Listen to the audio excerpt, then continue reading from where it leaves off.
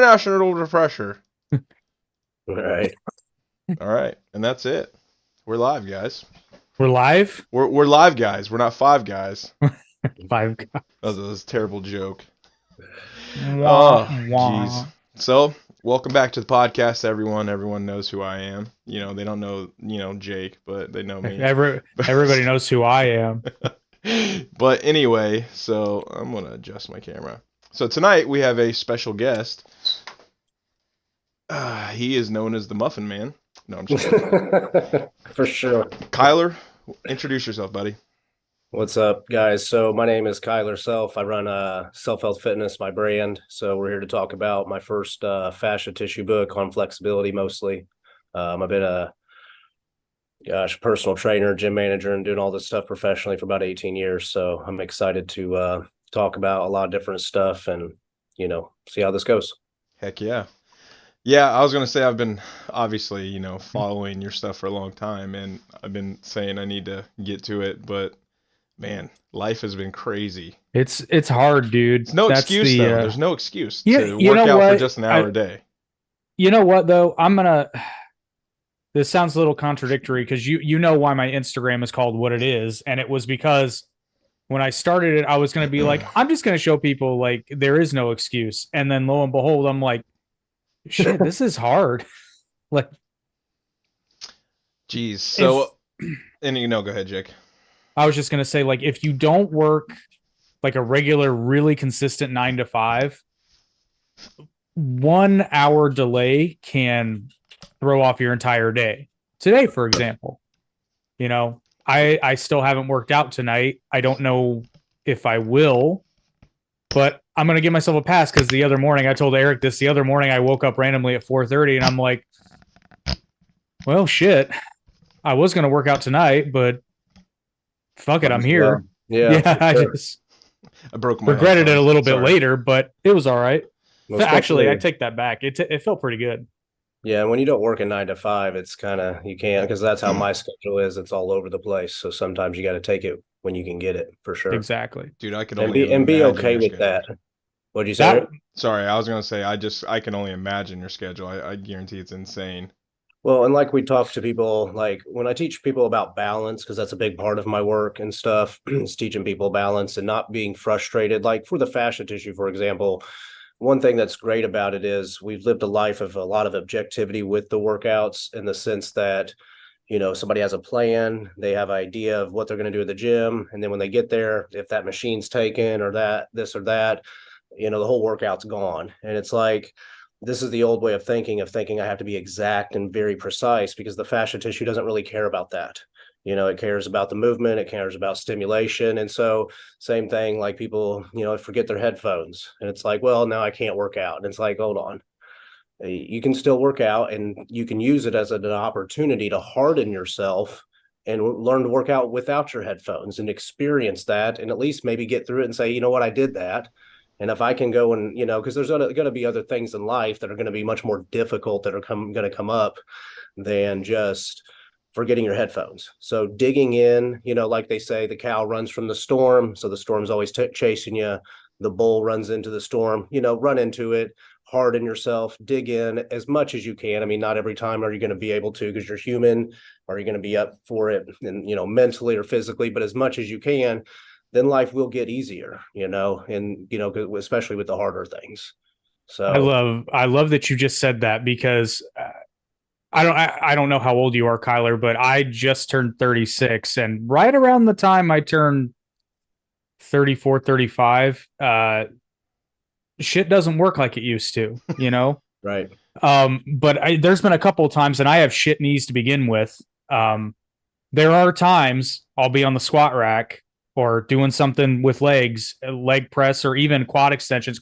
Quad extensions suck for my knees. I don't know why, but there are some days where it's like it hurts. And then there are some days where it's like, I feel like if I do much more of this, I might actually injure myself. So we're going to either dial it back or take a break and come back, see if something changes, or sometimes I just got to stop. Well, and one, I'll tell you, I'm 36 also. And here's the thing is this is where fascia, and it's not just because of what I'm telling you. So you guys can look up Dr. Thomas Myers of Anatomy Trains, his book. And so we'll get into more of fascia as we talk here, but the best part of like this flexibility book that I first is on my website that's available for everybody now is that the idea is this, is if you can't do something, it's not the machine, it's you. It's your mechanics. Because from a tension perspective, you should have, not that you have to have this much flexibility, but you could have, you could build in enough flexibility that you could get your body into like a box, like a circus performer. Okay, so, or you could do the splits, or you look at gymnastics and then building tension into hyperextended movements. Whereas we're taught not to do hyperextension, but yet the greatest athletes on the planet are building tension into that. And so what's great about everybody, so here's part of the problem. So, you know, I've been doing this 18 years. And so I started off as a trainer for about 6 months and then immediately became a manager and traveled from about the age of 19 to 26, managing gyms for big companies and small companies.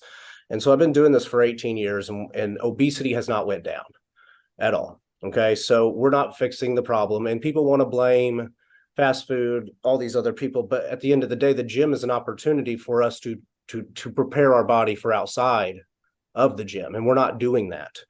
You know, we're going for looks and aesthetics and stuff, and you can get all of that.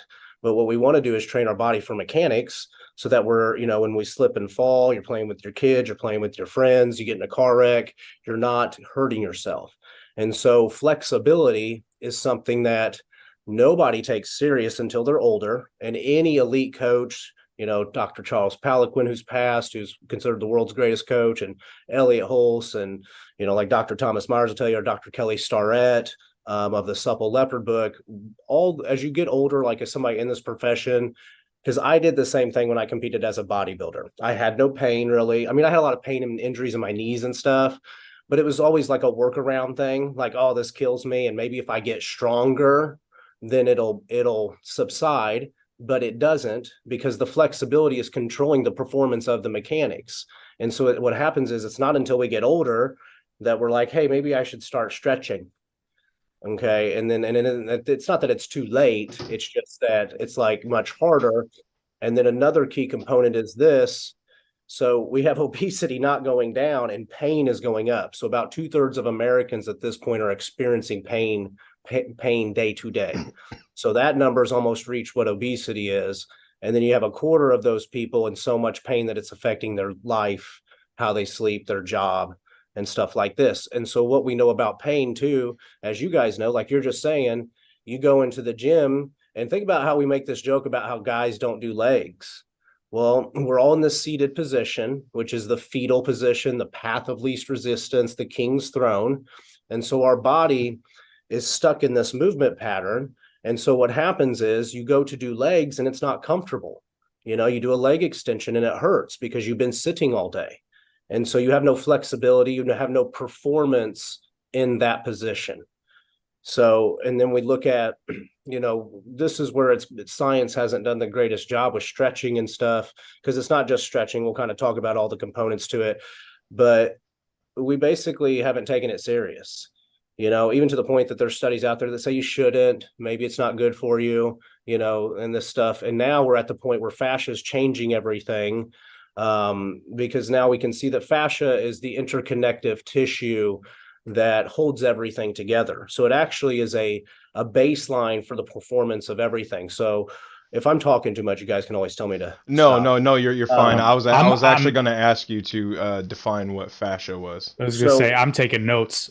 Yeah, So no, let's- I'll say we're here to learn. So think of fascia this way. Until about 1998, 99, so when they were doing all the cadavers and we're taking bodies apart, they were just pulling the fascia out. So the fascia would be like, a visual way would be like when you buy steak, that thin film that you can pull off of it. Oh. Okay, so fascia up until about 98, 99, before, I forget her name, we'd have to look it up, but before then they would just cut it out and throw it to the side as if it had no effect on anything. And so there was a scientist, I forget her name, in 98, 99, that she said, stop pulling that stuff out. We got to figure out what this is because it's doing something. So here we are 25 years later. I would say Dr. Thomas Myers of Anatomy Trains is the best book for everyone to start with as far as what is fascia. And so an easy way to explain it is you could say it's like soup stock. You think about the soup stock, it's around all the meat and vegetables. And then as you cook it, because you're a warm body, it's through everything.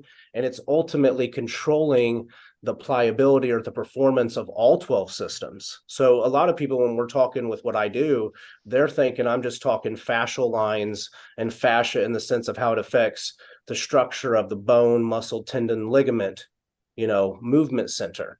But it's not just that, because think of it this way, as you guys, and we're sitting in this fetal position all the time, the fascia is not just binding the structure down to optimize the performance of what we're doing daily, but this is why people can't get fat out of their stomach, because the fascia in the stomach, because it's everywhere, right? So the fascia gets tight in the belly, and this is why people's bellies are looking kind of weird. And so when you see like a person that has like abs and their abs aren't even, that's because the fascia. So I kind of explain it like this: is like you have a bridge, and so a bridge, you need to be able to put tension on it. A car, the fascia, you need to be able to put tension on all angles of the body, and you're trying to create torque from the spine to the fingertips, to the toes.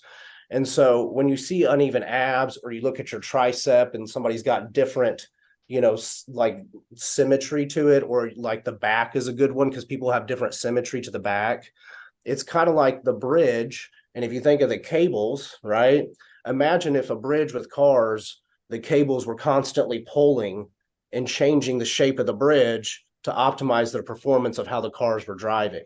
And so the fascia is pulling on the musculature, the tendons, and the ligaments, mostly to protect the bones from touching, but also, again, to optimize whatever you're doing in life. And so as it does this, you'll see people's abs start to look, unorganized. And that's why when you guys look at my abs, they're very even at this point, because I've done all the work to open all this up. And then the obliques are nice and even, and I'm still working on my back and stuff. So it's kind of an indicator, like if you have, if your abs are uneven, then I know your organs are uneven. And so I know the space between them is uneven. And then the fascia is also going to choke, say, the lymphatic system, the nervous system, and the bloodlines. So what's a pinched nerve? It's fascia binding down into an area and ultimately pinching the nerve.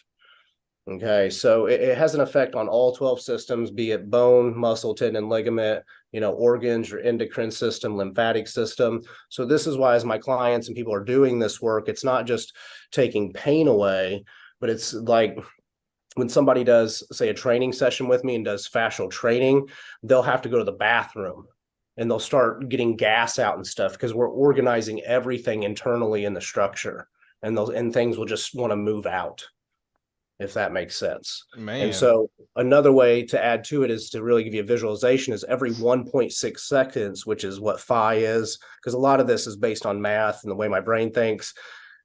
Every 1.6 seconds, your brain. So the fascia is a third brain at this point, they say. So it's like you have your two hemispheres, and then the fascia is coming out and controlling everything through the nervous system as well. So they're the four structures of that.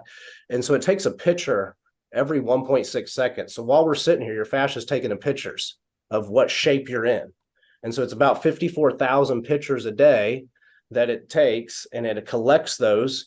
And then at night, when you're sleeping, that's when your body's trying to detox. It's loading up the nutrition from the previous day into glycogen, storage and stuff. But it's taking all those pictures and it's saying, okay, Eric had 24 hours and he sat for, the average American, I think, is 13 hours, right? So he sat for 13 hours between the car and at work and stuff. So you're telling me people can sit for that long? Yeah, I know, right? And it might be less now with people trying to get up, but I don't think it is. So basically it takes those pictures, and you think 54,000 pictures of these shapes, and then it says, okay, what do I need to knot? So here's another part of this. This is where this keeps kind of going. Is the fascia is controlling the knotting of the muscle. This is why Dr. Thomas Myers of Anatomy Trains, he specializes now just in massage therapy and teaching people how to do massage therapy for the fascial lining system, because it's different than rubbing muscles, because the fascia is controlling the knotting of the muscle. So the muscle doesn't have an intelligence in that sense. It's just like a hydraulic system that's opening and closing. And so if you sit all day, and let's say you've never been on this planet before and you're 36 years old like Jake is, and you just got here and you start sitting every day in this body, the fascia starts taking those pictures together and it says, okay, I'm going to start tightening these things, because he's going to do this. He's sitting. That's what he's telling me. And I want to optimize that performance. The issue is, and this is where it kind of gets into the evolution of what we shouldn't be doing with our bodies. It's not working. Because if it was, then we would just evolve into a seated position with no pain and the structure wouldn't care. But it does care. And it's not just that it affects your guys, like Jake saying, my pain in my knees, right? And stuff like that, which is common. But what was I going to say? It's affecting, I kind of lost my thought there, but so it's taking all these pictures and it's just trying to optimize their performance, and it unfortunately can't. And so it'll tighten the tendon, ligament, muscular structure, mostly to protect the bones, which again, people end up with their bones touching anyways. Because I know what I was going to say. Because the sitting position, like we used to say, sitting's the new smoking, but really it's worse. Because sitting doesn't just give you a bunch of pain, but it clogs up your belly, your organs, you're sitting in it. And now nobody can get fat off of their belly, no matter how lean they get. Everybody's got this last portion because you get so tight in the belly that you can't. So to add to it, so the fascia is controlling 4 things: blood, water, electricity, and oxygen to every tissue in the body. So explain to me how you're going to get fat out of your stomach if it's tight in the belly and you can't get blood, water, electricity, and oxygen there. Okay. And so this is where pain is interesting too, because people experience pain. And then after a while they say, well, it went away. I didn't do anything. Well, then eventually the fascia binds down so hard that it binds down the nerve and you don't feel it anymore, but it's still there. The structural issue is still there. Like they still can't really, they might have a frozen shoulder and they can't move it, but they don't feel it anymore. Like my mom went through that. She was like, in my 30s, I had pain and then it stopped, Kyler. And I'm like, Mom, you can't even you hurt to be touched, Yeah. So eventually the nerves are just deadened because of that. So imagine we talk a lot on My Life Feeds about how it's controlling the blood, water, electricity, and oxygen. And when you really understand what that means to every tissue, then you can go, okay, so it's not just controlling. This is why, like when you think about older people over 70, they're losing water. Like they say over 70, they have about 20% less water in their body because again, they've been sitting in this generation. They're drying up. You want to have a body like a Garden of Eden almost, a nice porous, flexible organs, glands, muscles. And as we sit, we're just drying up regardless of how well you eat, how much water you drink, because it's going to bind down and it's going to close those areas to protect you. And then, you'll experience pain for a few years and maybe eventually the pain goes away, and that's kind of where that's a big chunk of what fascia is and what it's doing. So essentially you're curing, well, no, you're not curing, but you have found the fountain of youth. Yeah, and because it's unique because it works so rapidly. So to add to it, right? So when you think about yoga, right? This is what I tell people. So everybody starts doing yoga, but pain isn't going down. We have more. So here's part of the problem with obesity too. So what I always tell people is we have more people than ever doing fitness, and yet obesity hasn't went down and pain's going up. So again, it's by logic, even if I didn't have a solution to all of this with my gyms and everything we're going to do, we could still say it's not working, just by basic thought process there. But the reality is so yoga, like people are doing that, but they're not necessarily getting out of pain. So now the studies are coming out on like foam rolling and stuff, and people aren't getting out of pain with that. It's just referring pain to other places because again, the fascia being a third brain and interconnected with the nervous system and the brain itself. So they're all kind of a 1-4 system. We have to train them all at the same time. This is what I realized. So what's happening is you go tissue roll something, right? You roll on a foam roller, but you don't reintegrate the nervous system with it in a training pattern, in a correct movement pattern. Or we and we also compartmentalize everything in America. So, your knee hurts and you go to the doctor and they just work on this knee area. But this knee is connected to your eyeball. Like the fascia is all interconnected all across. So you need to open it all up. So like with Jake, if he was to work with me, I'd say, okay, you have a knee pain. You're going to buy the flexibility book. You're going to go through it. It's going to open up all your fascia and your knee pain will go away when it goes away, which will probably be pretty quickly because everything will start opening up at the same time because, your knee might be clogged up. And since your knee is connected to, say, your shoulder, you might need to get gunk out here. It's kind of like there's like an app that I saw one time, an ad for it. It was like a video game, and it was a bunch of ropes on top of ropes. And, you pull the first rope to get to the bottom rope. So it's like you're pulling on the bottom rope, which might be your knee, but you might have 15 other ropes you got to pull off first before that knee pain comes out. And fascia is kind of like a giant rope system in the sense that you can, if you want a magic school bus, if we got on it right now and just went down, we could kind of follow any line anywhere. So I've got a follow-up question because you don't know this. So I totally get what you're saying.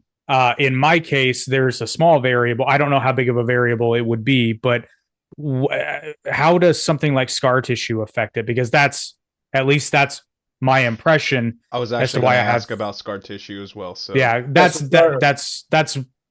part of why I have the impression of what's affecting my knees. But I also have very tight hamstrings. So I wouldn't be surprised if that's connected as well. So it's all interconnected, and scar tissue is part of fascia tissue. And just like, so I do massage work, and we do a different type because we do fascia work. But, they'll tell you, if you want to get scar tissue out, what do? You need somebody to massage it out. Okay. So it's the same concept. It's part of the fascia. So your hair, skin, and nails are an extension of your fascia. Okay. As well. Okay. Now it will open it up over time. So two things. One, the Pareto distribution always exists in all things. So there's always going to be 1% of people who we may not be able to fix. And those are going to be the people mostly that are going to be of age because they're just too far gone, 80 plus years old, or you have been in a severe, you got a bunch of metal in your body, maybe a severe wreck. But even then, like we had a guy on my TikTok ask me about, he said he had a whole hip replacement. And so it's kind of like this. Like, let's say his hip is at 50% fascial mobility. Maybe he can't get it to 100, but maybe he can get it to 80. And 80, he won't be at pain.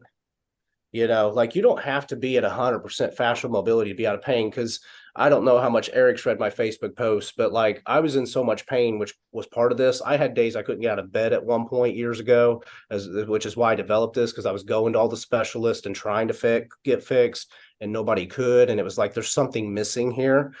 And so I would say for me, like I'm probably at like 60, 65 fascial mobility at this point total in my body, and I have no pain whatsoever.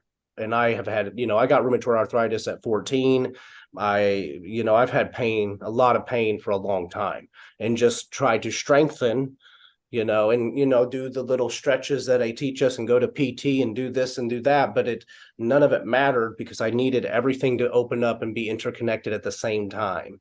So the scar tissue is something where you could, if you have scar tissue, having somebody that knows how to work on it, and there's some chiropractors that younger ones and stuff, they know how to help work that out. But it's kind of like, you could think of scar tissue as really sticky fascia. It's really binded down in an area to protect you. And because a lot of this stuff's going to change with what Dr. Myers is doing and other doctors, and he's not the only one. There's a lot of doctors working on this fascia stuff because it's very fascinating. And eventually a lot of this science is going to change as to how you heal yourself, so it's because we are kind of in a position where they've kind of put us where it's like, we almost can't get better. It's a weird concept. So, but, there's no timeline on it, it's just, and I have people that I work on that have scar tissue out. And since I work with my fingertips and work fascia and can feel it at this point, because I'm so sensitive when I do massage, and this is something anybody can learn. It just takes time.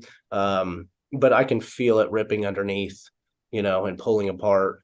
So, but again, when I'm massaging people, it's interesting is as you get good at feeling what the fascia underneath, I don't force knots out, because again, the fascia is determining where the knot is. So my fingers just kind of move, and they move wherever the fascia takes me, so it's a feedback on both parties. How do you feel after that? I'm following it. I'm not forcing things out, because if I force it out, it's just going to go, when you go back to bed, it's just going to want to be like, nah, like it has been, which is why people keep going to massage therapists, chiropractors, like they're doing all this work and pain is not going down. So, it's all going to change. And there's a lot of chiropractors that are now becoming fascial chiropractors. I've got a friend out here that's one, Dr. Not the same Myers, Dr. Tri Myers. So when he works on people, it's kind of like old chiropractic was working from the spine to the hand, or really just from the spine a little bit. And it's been changing because it's like, well, your hands and your feet reflect the strength of the rest of the line. So if you were to say this is like an arm line, which is more complicated than that, this is why like people have weak pinkies, as you know, or weak pinky toes. So the weak pinky is connected to the middle back, and then everybody's really gunked up in their middle back. The rhomboids are hurting their scapulas. And then your pinky toe is connected up through the side IT band of the leg, and everybody's tight from sitting in their hips, and then they've got no pinky toe working. So we can look at your hands and feet and kind of already look at the rest of the body and say, okay, just on your grip strength, I can kind of see which lines are mainly being affected, which for most people, it's almost every single one of them at this point. So if I'm understanding, so grip strength is tied to the spine. It's all, yeah. So so if you think of, so when you look at the fascial lines, which are not in my book, because the book is just a very quick way for people to just, hey, these are the shapes you need to make. This is the work you need to do. And as we update the book, we'll add the fascial lines in it. This is why I say go to Dr. Thomas Myers. Like if you Google Dr. Thomas Myers of Anatomy Trains, he'll show you the fascial lines. So like, for example, one line is your superficial back line that starts here at your eyebrows. It goes over your head, down your spine, down your hips, and attaches under your feet. So imagine if you're sitting around angry all day, you're pulling on that whole line all day. And so like your arm line starts, I always just tell people, even though it's more complicated for the average person, just think that your arm starts here. It goes through the pec, goes in here, wraps around the hand, and goes that through here and up and then connects to the spine. Okay, so the thumb is mainly connected to the pec, and then it kind of goes up. So then pointer finger goes more through the front delt. So like when I work on them, where this artery is, a lot of people get a lot of pain through here, and then they'll have very weak pointer fingers. Okay, so and then again, the pinky's connected to the rhomboid directly. The middle finger kind of goes up through the ear. This is why you'll see people like Dr. Charles Poliquin, when you look up his videos and he's working on people, like he has one video where he scrapes somebody's jaw here and it opens up their hamstrings because it's all, and he gives them about 6 to 8 inches of range of motion like that. Okay, and I've done it on clients. It's a very cool experience.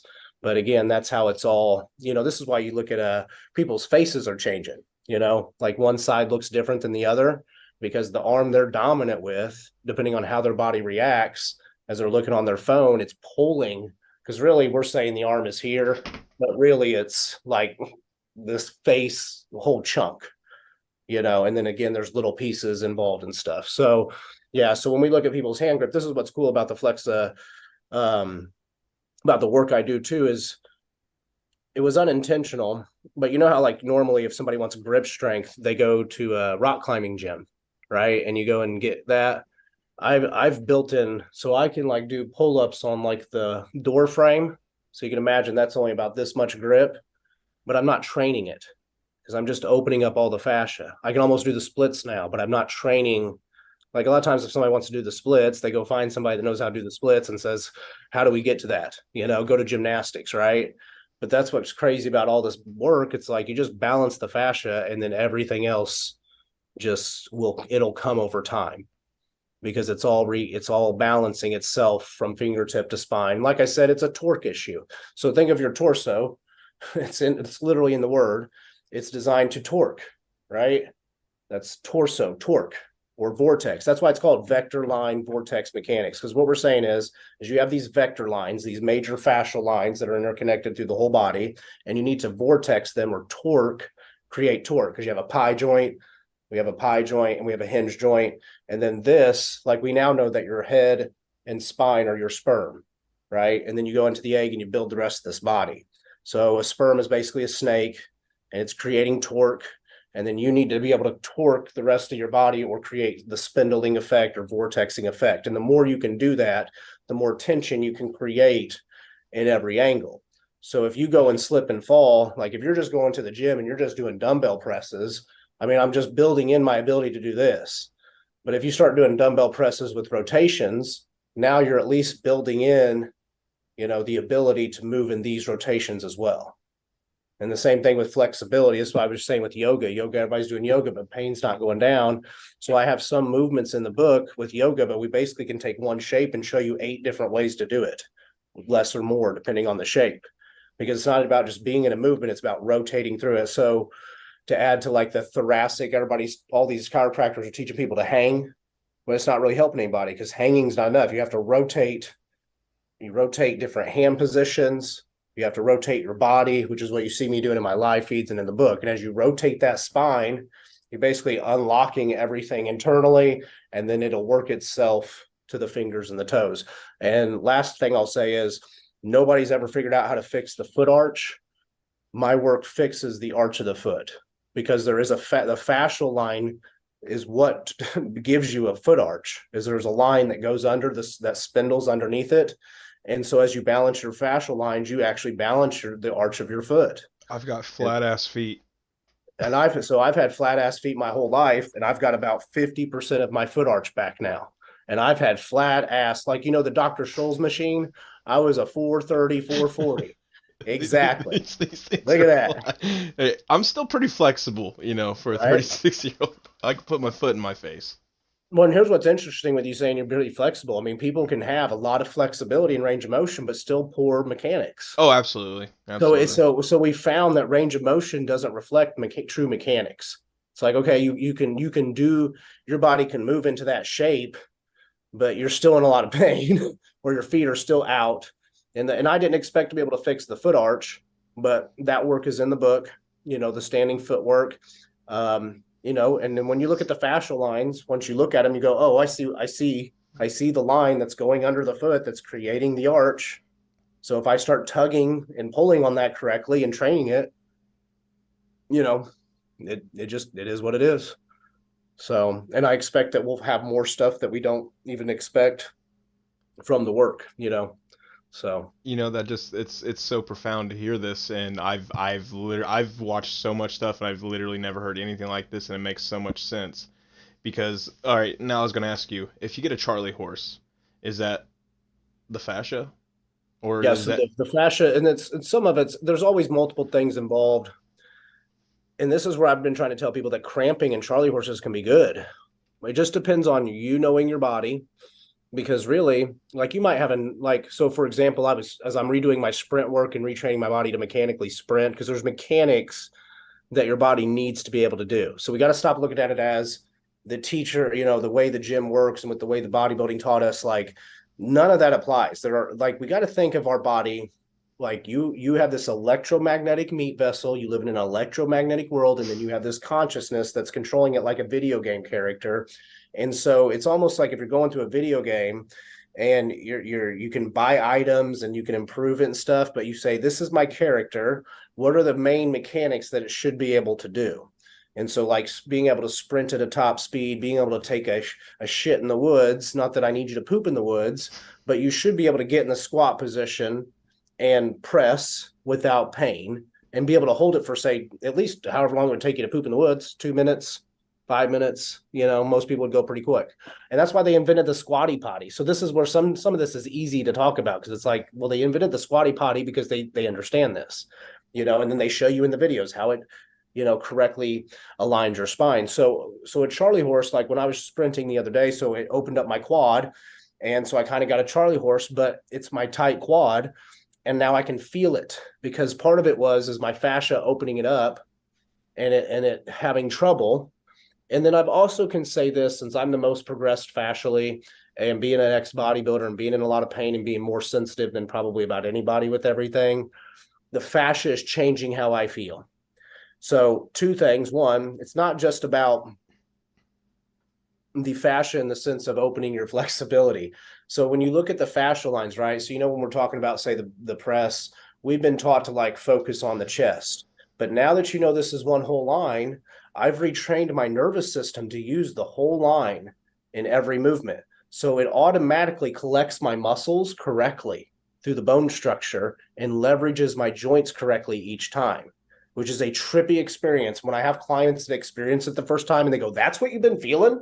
They get this look like, what the fuck was that? Because I haven't really, it's like I've been trying to feel a certain muscle, and now I'm feeling like this weird, it's kind of like it's like a, how do you explain? It's like when you put a girdle on something, like if you put a postural girdle on and you feel like this sense of strength and stability. So you start operating through the fascial lines. And so now, like when I get Charlie horses and stuff, or like I'm doing heavy work, my body's just kind of cracking into place instead of trying to strain itself, because since it's moving through the fascial lines, it's always moving correctly. And then it just starts, it's trying to crack into place like a chiropractor would. It's trying to release the knots instead of straining. Now I can still push my body so hard that I probably could strain myself, but like I couldn't sprint for about 15 years. And now I can sprint on my toes, top speed, feel like I'm in high school again. But my quad, it wasn't quite open and ready for that. And I felt it, and it didn't feel like a strain. It felt like kind of like a Charlie horse, and it was just sore. And again, now it's softer, and it was just the fascia popping it open so hard and so fast that it felt similar to a Charlie horse. So, but Charlie horses too, it kind of depends on, like a lot of it, I think people think it's nutritional, and we've thought that, and there's that aspect to it. But now that you can think of why would the muscle do that? It's because the fascial line was trying to use that area and it couldn't. And so it kind of triggered it, and it's trying to stop you maybe from, hey, stop doing that because you're not ready for it. But I think part of it is too, until your body works like mine, it's responding almost in a negative way. Like it's going to keep knotting up. So it's almost like it's a bad Charlie horse. But once you do all this flexibility work and you start retraining the fascial lines, it really wants to just open up, because your body knows what good posture is. It knows where it should be. It's a very high-end computer system up here, and it's tracking everything like we know. And it's like, I know what you should be. And so now my body's on a different level where it's trying to I'm just always opening up. And as opposed to always kind of working back into a pain. Like I feel like before it was like always working in to save me. And now it's just like, I'm getting you out of here because you're doing the work. You're taking the pictures, that I need you to take every day. You're convincing me, as other myofascial release therapists have talked to me about, we say whining and dining. You're trying to wine and dine the fascia, taking it to dinner each day and saying, hey, I don't want to be in this position every day, but I'm going to be in this position, but I need you to be better in this position. And that's what's crazy is you take 54,000 pictures a day, and let's say most of that sitting, but 20 minutes of my flexibility work has more impact than that 13 hours. And that's a wild experience, because that's how much the body wants to be where it's supposed to be. And that's how much, like when I kind of didn't finish that thought earlier, is that yoga is for a past generation. I built a flexibility book that's designed to reverse the effects of sitting, being on your phones and computers. And probably the first of its kind, since I follow everybody that's doing all this stuff and, doing range of motion work. And none of them are trying to think of it that way. It's just like, hey, I made a video. If you have knee pain, oh, you want to do the splits, here's how you do it. And it's like, I guess.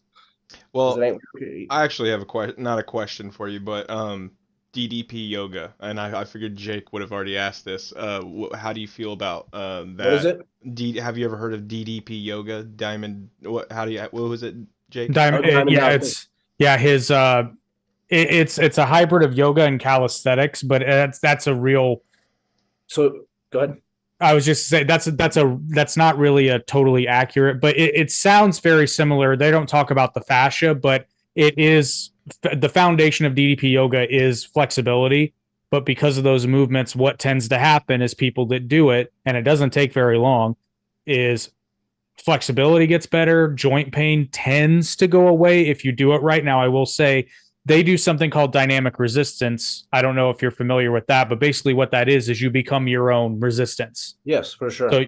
So you tense your own muscles. And it's funny, every time I've shown it to people, I'm like, here's the thing. When you do it right, you'll know. Right. Because it's going to feel way different than anything you've ever felt. No, the good thing is that more and more people are doing this stuff, and you're seeing, if you're on TikTok, more and more high-end coaches are talking about flexibility. So he's on the right track. This is what we need to do. I think the biggest difference that I'll provide for it is that I used to manage gyms, and I know how to open gyms, and we're going to change the gym scene a little bit, because, I can't give you a brand new buffet and then you come to the buffet and you're like, I don't even know where the fuck the food is. You know what I mean? So it's going to be the same kind of gyms that you're used to, but just reorganized so that we can get this to the mass market, because it sounds like DDP is on the right track. Because like I said, we've got the first flexibility book out. I decided the second one was going to be the calisthenic one. on how the fascial lines work. So those two alone is the rest of basically what he's doing, right? But obviously, if me and him were to talk, if he's not talking about fascia, He probably is by now. I was just gonna say it's been a minute since I've checked in on his stuff. And I will say this, I'm not trying to sell DDP yoga, but during the pandemic when because it was before I started lifting again and my Krav Maga gym was closed temporarily. So basically all I was doing was coming home every day and doing DDP yoga 4 or 5 days a week or some like YouTube routines that I found just to get the blood pumping for 15 to 30 minutes. I went from probably 185 to 162. yeah, Like, and granted, I found it again, but during that time, and it was wild because all I was doing was coming home and doing anywhere from 25 minutes to the average DDP yoga workout is probably about 30 minutes. They're going to range from about 25 to 45 minutes. There's a handful that go about an hour, but that includes your warm up and cool down, that kind of stuff. But it was wild and I felt great. Like I was more flexible than not as flexible as I was when I was 17, but I mean, it was joint pain because I had a lot of wrist pain. And even to this day, it's not completely gone, but it's largely gone. And I do continue to do that work because it was bad. Like I couldn't even do a standard push-up. I would have to do knuckle push-ups because I didn't have the range of motion in my wrist to do that without pain. And you should eventually, through my work, because since we're balancing all the fascia, you'll be able to do a push-up on the back side of your hand as well. Ooh.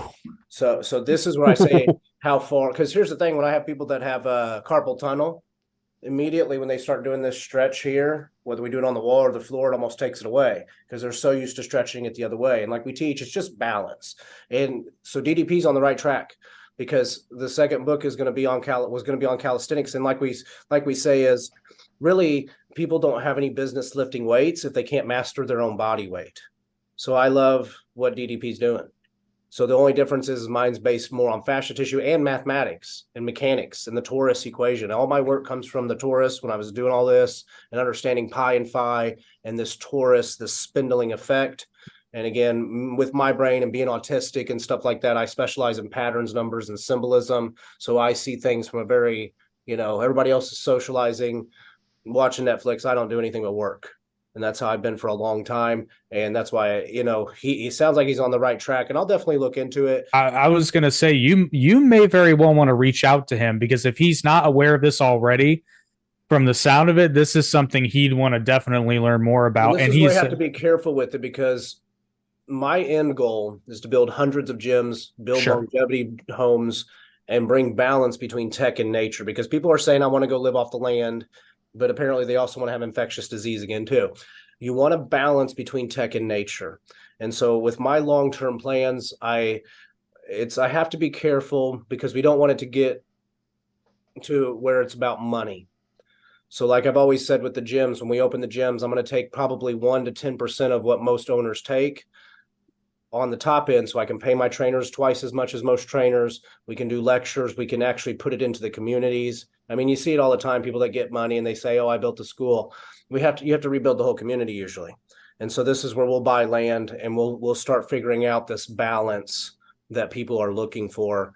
And I don't have all the answers now, but I've reached out to certain people and nobody really want to talk to me about it because I think that they know, one, the people like my colleagues here, they're just like, Kyler, keep this to yourself in the sense that this is only your brain sees this. So, and especially the more you talk to me, like you see, and I'm not somebody that'll ever sell out. And I'm not saying DDP would, and it's almost like I need to establish my work and then go to him. Like once I get one gym open, it's a little bit easier for me to say, hey, DDP, why don't you come out here and check this out? I have a physical location, or more than one book.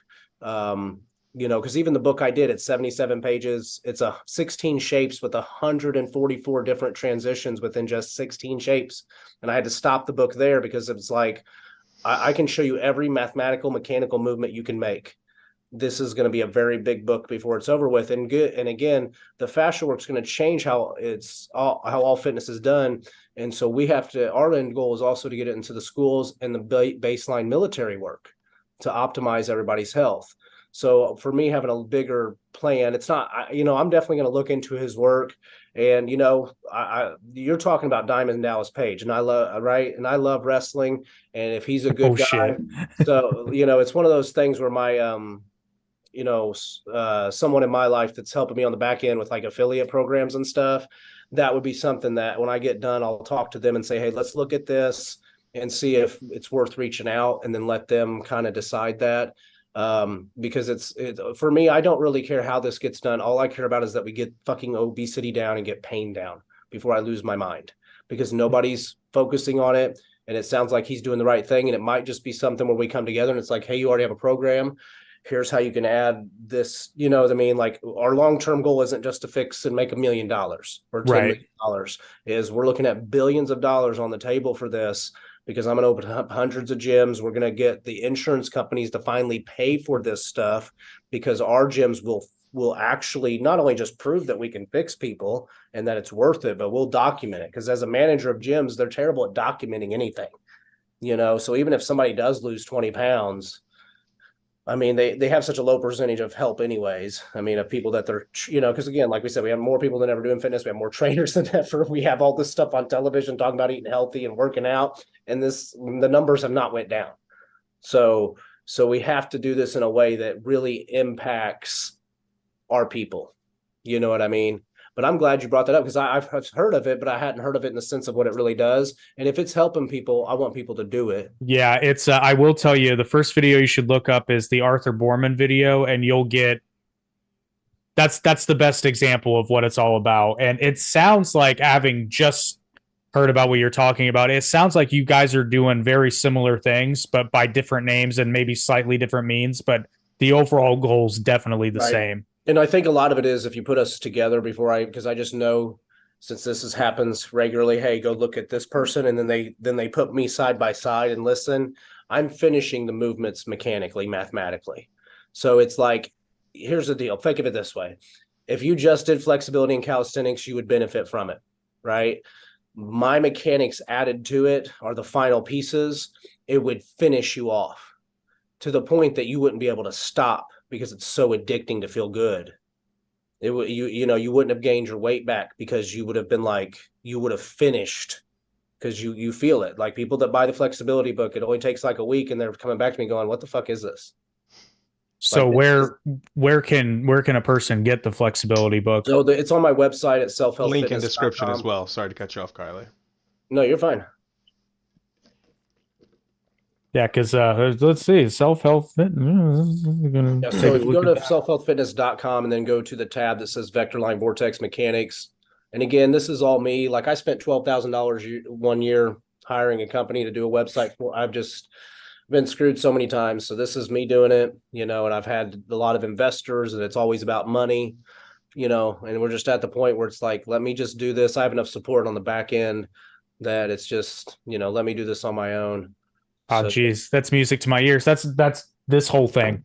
Whole thing. It's tired of us. Was a little bit different. Us, it's like, we wanted to create the show that we would want to watch. For sure. But it seems like it's so hard to get your foot in the door, but we just said, fuck it. Yeah. You got to start somewhere. Yep. But now we're very proud, because we're helping other people slowly but surely. We're helping other people get their stuff out there and helping them get over all the hurdles that we went through getting started when we had no idea what we were doing. And now it's like, I always tease Haley, who does one of the podcasts on our network. It's like, her first episode was so much better than ours. Because she had all the help. Because we got her set up good, and she doesn't believe me, but I'm like, no, your first episode was actually really good. Yeah. And then that's I think we're all moving out of it's hard. I think it depends on what you believe with Jesus or not. Regardless, a transition's coming, and there's a lot happening. And so, like I tell people every day, because I used to be of the believer, like, me changing myself isn't going to change much. But then you start realizing, and I guess I realized it through my work. Like, first I started fixing myself, and I'm working with colleagues and stuff. And it's like, okay, we got this down. And then you start fixing clients. And then they, and now it's slowly, then you start looking at it and you're like, okay, I can actually really start to help people. And, I don't just do body work, I do mind work and stuff. So it's it's like you get to the point where it's like, you know what, if you work on yourself, then you can work on your children. Maybe you can influence your family, and, you know, it starts to grow. And if we get more people doing it, like what you guys are doing, trying to help people, and what I'm doing, and more people are trying to do that, and we just all have to make sure we don't fucking sell out, because it's so easy when you're met with, you know, especially in my business and knowing the people I know, I've been offered a lot of opportunities with investors, but it's always the same at the end. They want to change all the things that I'm like, if you change those things, then we're back to not fixing the problem. I mean, okay, we both made a bunch of money, but what the fuck am I doing here? You know, so to the point that I'm like, I don't even really entertain investors too much unless it's like a true silent. And even then it's like, well, I'll be silent, but can you do this or that on the back, you know? And it's like, you're taking up too much money now. You know, like I can't pay my trainers the way I want to pay them because you want to make so much money off these gyms. Like, we're not opening one. We're going to open up. I mean, how many does LA Fitness have? 800-900 in the country. We'll do exactly what they did in a sense, you know, long term. So I don't need to make, like in Anytime Fitness, I can make what, 60 to 80,000 off of a year, or I could make like $5,000 off of, say, hundreds, you know, and still make good money and have money to do what I need to do. And then we can put that money, like I said, back into buying land, because we want to build longevity homes so that, like, so for every 4 gyms we open, we can funnel those people to a longevity home and teach them how to make food, how to grow food, what the purpose of animals are, how to make tinctures, you know, just, you know, whatever we're doing, do lectures, you know, and then eventually those will become like maybe places where we can start building on the land, and people can say, you know, I don't want to live this life between tech and nature, you know, because if I go straight to nature, I have no idea what I'm doing. And then if I get infected, how far is it? You know what I mean? Like, so it's still finding that balance. And again, I don't have all those answers yet, but I'll start with what I've got. And then as we grow and grow our teams, and, you know, we'll figure out how to do it. So, Man, that's pretty I didn't expect that. I just thought it was just the gyms. well, I'll It's tell you so much this. more than that. Think about balance. So Dr. Peterson even has it wrong. So we're all teaching order and chaos, but it is not. So it's order, which is pi, mathematically, it's torus. Okay, so order is a circle, pi, constriction, and then phi is free will. So it's not order and chaos. So what you have is you have order and free will here. And then if you have too much free will, you move into chaos. And if you have too much order, you move into obsession. And this is what you're seeing in society. You have a society that has lost balance. And so it's moved in from free will, has moved into chaos, where people are chaotic in their minds and in their actions, and they're obsessed. You know, we think about the Trump-Hillary situation, everything, where people couldn't even get along. They're obsessed with the chaos that they're creating. And so these, and again, everything follows numbers. So that's the 4 structure, you know, 4 is the number for structure in all things. And so, you know, we're saying it's order and chaos. And I'm looking at it going, well, no, not technically, because if I have a building mathematically, right, and I blow it up and the particles are flinging around, symbolically, it looks like chaos, but they're still following the laws of mathematics. So they're just in a state of free will until I return them to balance or order. So it's order and free will, which is a lot of my work and what it's based on, and bringing order to the body. So same thing with the gym. Watch this. So in mathematics, straight lines, and I have to be careful with what I say on some of this because of the wording. There's straight lines and curved lines, okay? And they represent, you could say up and down. You know where I'm headed with this, okay? Straight lines. When you take a barbell, it is a straight line, right? A barbell creates a lot of order in the body, whereas a dumbbell allows curvature.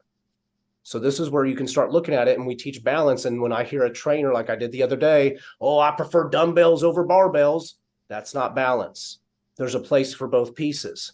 It's the same thing with doing lockout work. So everybody's been doing flies with their elbows bent, okay? And if you look at Arnold's Encyclopedia, they have lockout work. So we just stopped doing it. And like I said, with gymnasts, they're locking out into hyperextension. Olympic athletes, they lock out the bar. Okay, they don't bend the bar above their head because there's power, the full power is in the lockout, right, into the hyperextension. So the point of balance is this, is if we had been locking out all of our movements for the last 50 years, I'd be teaching you to bend your movements. But we've been bending all of our movements, so I'm trying to balance you with locking out. Okay, because once you become obsessed with balance and understanding that like say temperature, right? It's 50-50. You want to be able to go down to like, let's say there's no wind, no humidity. You go up to 70 degrees. So you're free. You want to be able to move into free will and to move into obsession or order, move these things. Because if everybody was 50-50 balance, we'd all be robots, right? So you wouldn't really have any personality. So everybody's got variations of it. But as one moves up, the other one has to move down. So if you add free will in your life here, that's like lottery winners. They get a bunch of free will of money and they don't balance it with something. So like if you were given, say, $1 billion, you should get obsessed, right, with controlling that money. So there has to be a balance. So if you're at 70 here, you got to go 30 here because it always has to equal 100, but it doesn't. And what do? Within a year, they're drugged out or they've spent all their money. And so, it's like temperature is an easy way to think of it. It's comfortable to about 70, 75, 80. And then you start getting higher and it becomes uncomfortable. Same thing with the cold. It feels good without wind. 30 degrees, 20 degrees feels good without wind. But you start getting to 10 degrees, you get closer to that zero, and then it gets uncomfortable. And so this is where it's okay to be uncomfortable, but there has to be a balance on the other end. And it's really just best to not move into heavy extremes of either side. To probably be like at a 30-70 and a 50-50, just kind of like magnetism is. It's a reciprocal, just kind of flow. You're going to have some things you're perfectly balanced in, but most things you're going to have a little bit more on free will. Like I let my kids do a little bit more, but I have more order for them on this other side, and then somebody else might say, well, I have a lot of order for my kids, but I let them get a little bit away with this shit. So, because that's what love is. Love is balance. People want to say love is accepting of all things. Well, that's total free will. And it's not loving to my children to not discipline them and allow them to steal from me. And then now they're growing up and they're in your house stealing from you. That's not love. So love is balance. That's what Jesus and all this stuff is about. Yin yang, it's balance. So you're speaking to the choir about balance because that's a problem with the country right now. You were talking about that earlier. Is balance. Like there's not one person that's truly balanced, to lead this country right now. Right. And I'm not trying to get all political talk on this. Just no, because it's all connected though. And that's exactly. I'm nerding out right now because it's amazing. Since we've started doing this kind of stuff, it's always amazing because we've talked to so many interesting people in ways that you wouldn't think would be related, and yet I'd say 80% of them or more come back to some form of what you just said. Yeah. Like it's all about not necessarily equal balance, but it's all about balance, moderation, knowing when to push, when to not. It's insane. Well, and here's for me as a trainer, I have always had to, so I wasn't always a Christian. And even when I became one, I had to say, okay, I can't talk to people from that perspective. I have to talk to them as if they don't believe, because I need to be able to have this conversation. So this is why the torus and magnetism and the electromagnetic universe is so interesting, because we could say that Jesus taught balance and that him and Yahweh, and that's what they're doing. Or we can say, well, okay, let's say you don't believe in a God or a religion, right? Well, the torus magnetic, electromagnetic world is teaching a balance. If there's, you have literally the neutron, and then you have a balance of a proton and electron, and then you expand on that and you say, okay, so where I'm in space right now is always balance, but then there's up and there's down, there's left and there's right. So there's always two, and even when you look at the body, and I got to, again, be careful with how I say this, there's only a certain organs in your body that the telomeres on the DNA will never die if you're healthy. So think of it this way, out of all the organs in your body, only your reproductive organs can live forever if you take care of yourself. So we could say the torus electromagnetic universe has a proclivity for procreation. Okay. And so now that we're understanding, everybody's kind of understanding we have a conscience, because I can sit here and talk to you and you can know, hey, I shouldn't do this, but I choose to override that decision. So that's my spirit, that's my soul overriding that decision. So you have a balance between what is not seen and seen. So it's always this constant, balance. And since you live in this electromagnetic world, and magnetism is literally just pi, which is a giant sphere circle, basically. And then you have phi, both positive and negative, acting within it. So like we show people is what you want is if the pi is order, and then you have phi positive and negative, so positive decision, negative decision, up and down, is you want that to spindle within the pi, and the order grows as you spindle. But what happens? People's order might shrink, and then the spindling goes outside of it. And so your free will is just, it has no ceiling now. And that's what we're in a state of. We're in a state of hyper obsession, like we said, where the pie has become very tiny, and then free will is just binding outside of it. So we need the pie to grow, the order mathematically to grow. And this is just thinking all mathematically and more highly objective. And I talk like this because it takes away emotions for people. Because it's like, I don't really care what you believe anymore. I'm telling you the world you live in and how it operates mathematically and magnetically is saying you need balance. And if you don't live in balance, look at what you've done to the earth. The earth is reacting to bring balance back. That's why when they talk about destroying the earth, I'm like, you really think you're going to destroy this bad boy? He's got I mean, he's already, the or Mother Earth or whatever is already producing tons of mushrooms, and we now know fungus controls fauna and, you know, animals and stuff like that. Like if the fungus tomorrow decides it doesn't want people in cities, it would just grow a bunch of mushrooms and move us out. And then it has volcano features. Like if it wants to bring balance, it will. And that's what we're seeing anyways. So that's a lot, but you know, it's all about balance. That's I think extremely interesting. Yeah, I think it was actually Dr. Neil deGrasse Tyson that said it. Eric, this is going to surprise you. I think he's the one who said something to the effect of like, no, I think he said something like, what really annoys me about climate change is everybody talks about how it's affecting the planet. He's like, no, it's the planet changing and how it's going to affect us. Right. You know, he said, because trust me. Said this. Yeah, but I think you'd be surprised to hear and now that was some years ago, because Dr. Tyson has kind of seemingly shifted a little bit more on the left side of things, but he was always kind of more on the liberal side, but he didn't really get overtly political until fairly recently.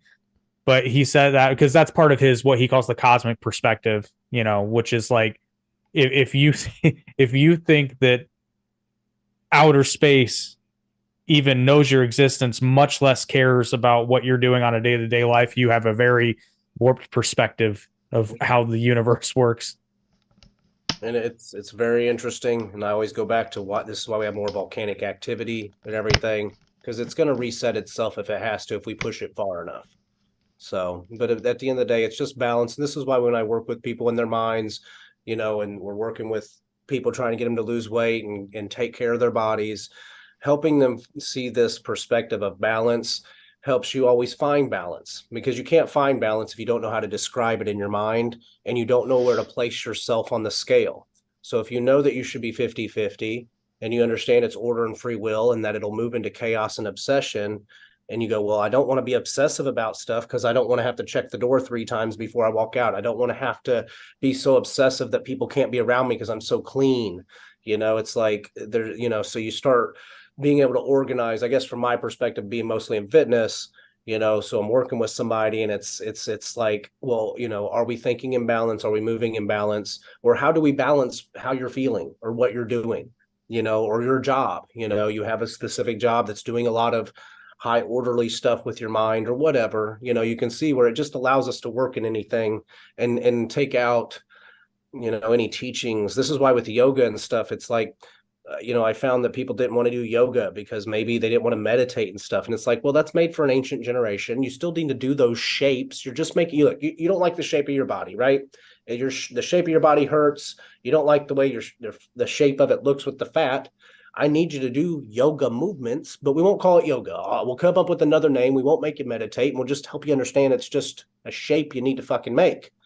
Like, it's not that it's a lunge movement. It's that you need to be able to get off the floor, you know, and you need to be able to lunge so that you can mechanically do that the rest of your life, you know. And if you want to take it to a meditative state and go do that with that people, then you go do that. But more and more people are not wanting to do that because it's not really getting them to where they want to be. And then it depends on what class you go to, and it's not consistent.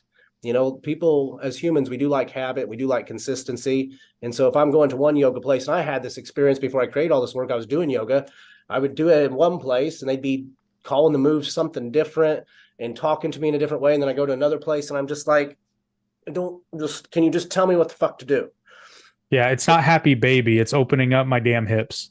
Yeah, like, because I couldn't, and I'm like, okay, I know this is the child's pose, but then this guy's calling it a butterfly. I don't know. It just got to where it was like, can we just come up with the regular way? And I know that even as a trainer, I could say, people call something an RDL, and then somebody else will call it a stiff-legged deadlift. And I've always been somebody that when I train trainers and stuff, they would say, you always, we have all these names for stuff and you say it exactly how it would be described. And I'm like, yes, because I'm teaching people that don't do this for a living. Like, they don't want to hear your master's degree techniques. They don't want to hear some funky word.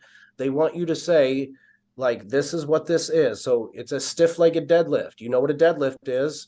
It's a stiff-legged version of it. And you'll remember this pattern easier than me calling it a Romanian deadlift or a this and a that, because it gets to where nobody's consistent across the board. This is why I say with my work long-term, we're going to provide a very objective way to look at the body mechanically. These are the words for it. This is what the movement is. And stop calling it stuff, because this is the stuff that people can't remember, or, is distracting them from getting in shape. And then I'm tired of arguing with the trainers anyways that work for me. Like they're telling me stuff and I'm like, what are you fucking talking about? I've never heard of this movement. And then they show me, I'm like, that's not what the fuck you call. Okay, I know that you new age people, or I know that your friend decided to tell you that, or your doctor. This is not what that is. This is a very simple way for you to explain it, because the more you confuse people, especially with fitness, they don't want to do it. I mean, I have clients tell me all the time, Kyler, stop saying quad. I don't know where the fuck my quad is. And I'm like, I've been training you 10 years. Like, I don't care. I don't want to know. Like, it's the same shit. Yeah, so, it's not a push-up anymore. It's a body weight chest squat. Yeah, and you know what? And there's some words we can keep because they are so universal, and I'm fine with that. Squat, push-up, some of that. But some of these, when you start getting people, this is another thing with the flexibility work and why it's so cool, is everybody's trying to fix, say, people's feet and stuff. And I figured out how to do it with just your body. And you obviously have a ground and a wall. And that's about all you need, right? And what are they doing? And I follow all these range of motion specialists. You're going to buy a ball, and then you're going to take this band and you're going to wrap it around your shoulder, and then you're going to twist. And I even saw one fascial place on YouTube. Oh my gosh. They were having people turn and put their thumb in their mouth and push. And here's the thing, me being educated on fascia, I understand the fascial relationship between what they're doing. But this is why I tell you guys, we're gonna open up gyms, and since I manage gyms, I know what the average person is gonna do and not do. And like they say, you can be weird, but if you get too weird and you have people start putting thumbs in their mouths at the gym, they ain't coming back. You're gonna get 6 to 8 people that are gonna do it with you, and the rest are gonna be like, I don't want my finger in my dirty mouth, and you want me touching stuff like. And those are the people you probably don't want. You don't want there. Right. So we're trying to bring, as always, balance to the force. We're balanced to the mind of, this is, let's try to get away from too much free will, as we say, because it's making chaos in my life. Of there's all these names for things, and I just can't take it anymore. Uh-oh, did we lose him? I think he may have frozen. And again, I have to make this. I'm not here to get the athletes in shape. So, Kyler, you are cutting up just a tad bit. Sorry, I know I saw mine thing. No, you're good. You're good.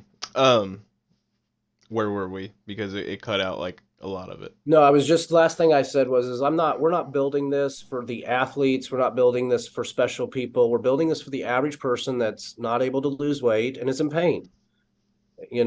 That we have to make it simple because people are working their jobs, just like I'm talking to you guys. You guys have your normal jobs. So it's like, this is nothing against DDP, right? But this is where I've even had people tell me, that I hear this a lot, like, Kyler, you're the one that can do this because you don't have anything attached to you. Because there's going to be people that if I go tell them DDP, they're going to be like, isn't he a wrestler? And that already distracts them, or maybe how he looks. So this is where it's like, I'm trying to look very orderly, very just like, let's make this something that is nothing, there's nothing attached to it. It's just, and then in like Jillian Michaels and stuff, you need people in industries to be able to get it out there. Unfortunately, with all the stuff they've done, they just were trying to make money and, sell stuff and things like that. So I guess what I look to do is be, I guess, the Steve Jobs, of my industry and facelift it, like I said. And I had these ideas a long time ago, but it's different when I started live streaming on TikTok.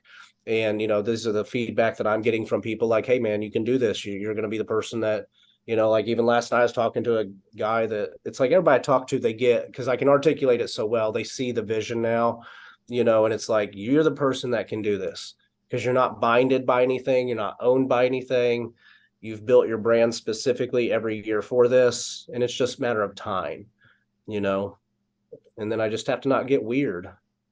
So You sound like you're running for president. I'm not bought by anybody. it's not bought by anybody, No, you but know. seriously, no, that makes a huge difference within your industry alone. Well, doesn't that make you want to vote for him? Right. He's got my vote anyway, dude. I was gonna say You know because what? I say this half jokingly, but it's true. If somebody got up on the stage and said, "Listen, I don't want to be here, but all these crazy fucks are like they're gonna kill us all," I'm like, yeah, I'd probably vote for that person. Yep. And we're seeing more and more of how they're talking about it. I think at this point, it's just, yeah, it's not even we can talk about this another night because it's just like, where are we going to Yeah. go with this? You know, but It's not about the people anymore. Hasn't been for a long time. and I recognize that, at least in my, so again, I'm going to focus on my industry for now. And if it leads to other things, I hope to the Lord it doesn't, you know, because, you know, that's where it gets difficult. You know, I think it's important for me to stay low. And like I've always said with building the gyms and stuff, I don't want it to be about me. You know, right now my brand, like they say, is Kyler, you're the face of your brand. But as soon as we get the gyms open, I'm going to try to disconnect myself from it and just let it be what it is, so that it's nothing, you know, so there's nothing there, you know, to distract from what we're trying to do. There's no one person. It's, oh, look at Kyler, or look at this. What it's just like, that's self-health fitness. This is what they do. This is what they're doing. You know, I mean, yeah, you can finally find on Google who owns it, but it looks like he stepped away, you know, because I've always told people I'm going to build this specific in 5 years. I'm going to walk away and I'll be able to live on my land, have everybody work for me and build everything. And I'll just do meetings, and I will stay, you know, I will stay over it, you know, kind of like Yahweh is, you know, it's like I'm over everything, but I'm not interacting with day-to-day interactions like the angels will need to symbolically, or my workers. You'll be the deist of gym Yeah. culture. But again, it's all symbolism. And for me, believing in Yahweh and Yeshua, you know, I try to match the symbolism as much as I can. So I see myself as, you know, the one that builds the schematic, and then I'll have my people that will run the schematics for me, you know. So, because more involvement I have too, is I, you know, like I've always been honest on my TikToks and stuff. Like there's going to be stuff that comes out about me that people are going to be like, oh my gosh. And it's just better from, you know, like I've always said, I'm human. I made mistakes, you know, so the less I am the main face once we get there, like I said, once I get one gym open and it's going, I can kind of step away, you know, and just let everybody kind of do it. And then I can just kind of be in the back end, like getting it done, but not being a distraction, you know, with whatever my life becomes. so essentially just the man who's running it, but like from behind the scene, the man behind the curtain. Yeah, because that's not what they do, you know, and it's not saying that I won't, you know, I expect on the way, like, I guess, you know, I expect on the way, since I am the one articulating this, I might have to go on places or, you know, big podcasts and stuff, and that'll be fine. But I really want to limit that long term, you know, like I'll do the work at first, and then people will just be like, well, he used to talk to all of us, and now he just he did what he said he was going to do, and he's just disappeared.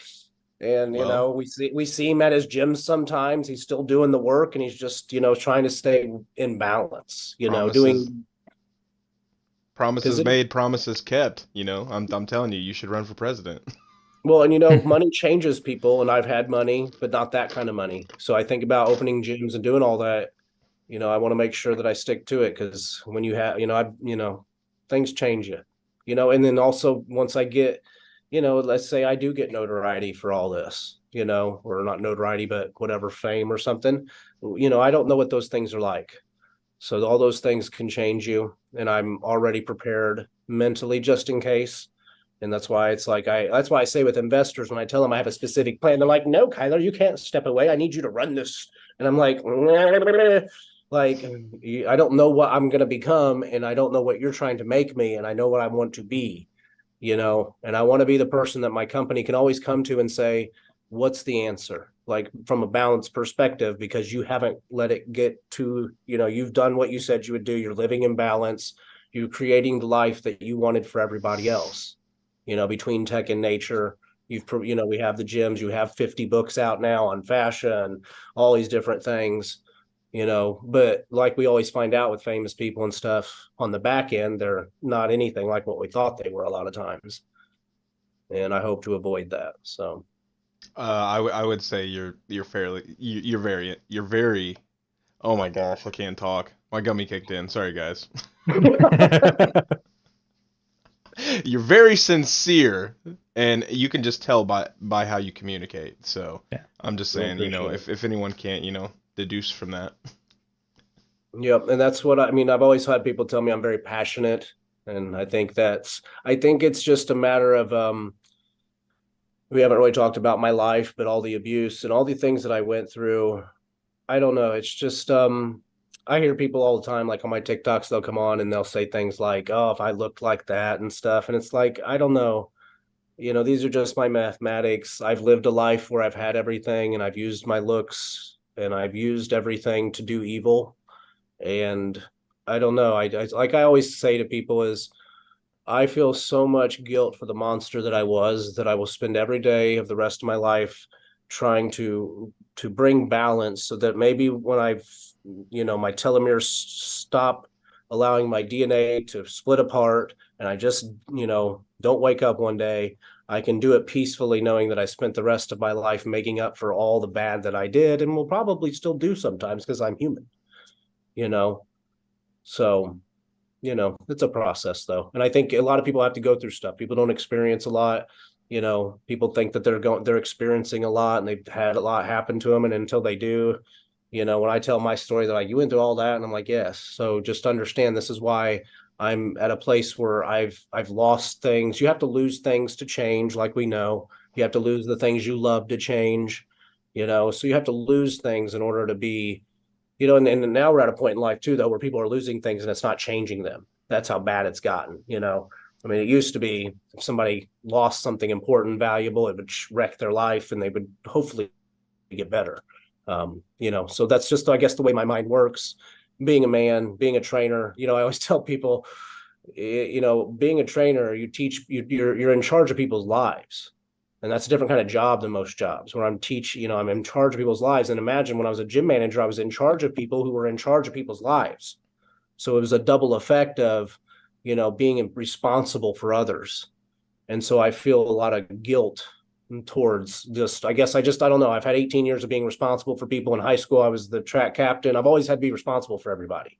Or when things happened and like we could talk about stories where I was blamed for things and I took responsibility for other people. Like I just take responsibility and move on and learn from it.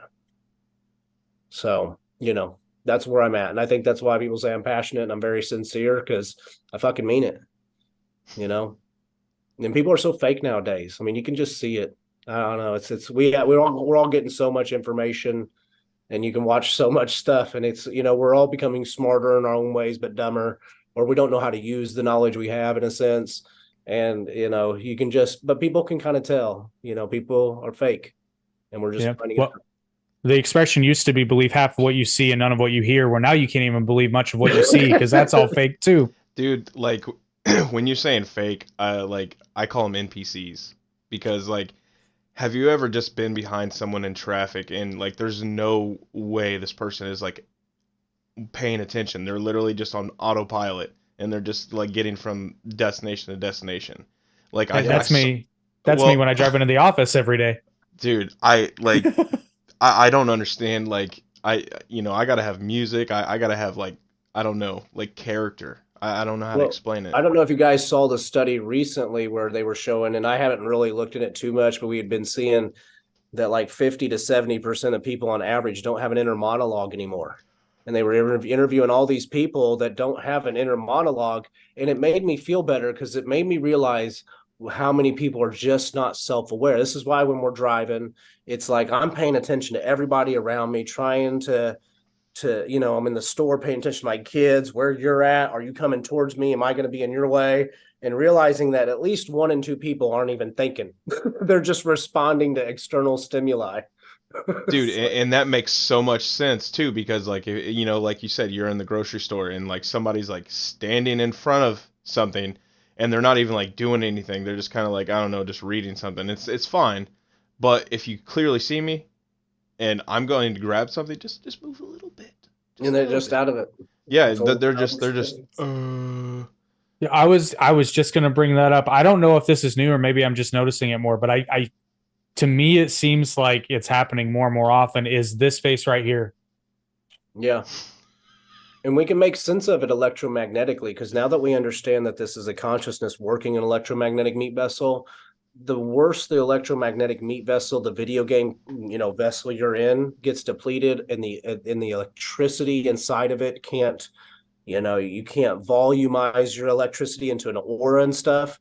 Your soul, your consciousness needs, because you're working together. So it makes sense to me now why the health is so important, because if I destroy the body, I destroy the mind. And this is another thing. So let's talk about this real quick. So you know how they talk about how in your mind it affects your posture. And for a while it was like, well, what does that mean? Now you can understand it fascially because it's a third brain and it's interconnected with your brain. So your thoughts affect your brain and then it affects your posture. And so this is where I'm telling people too, is you're doing all this mind work to feel better, right? But you're not getting anywhere because the body needs to come out of the same knotting, right? So I've always been able to, with people, I've always seen mechanics. It's no wonder I became a mechanical expert, but they'll say that somebody's shrugging their shoulders, maybe doesn't feel heard and stuff like that. And then I would ask clients that looked like that when I was younger to see if it was true. And I'd be like, hey, do you not ever feel like people hear you? And they'd be like, no. And you could just, because that was part of their posture. And so like ambitious people have tight quads and stuff like there's a lot of it that you could look into.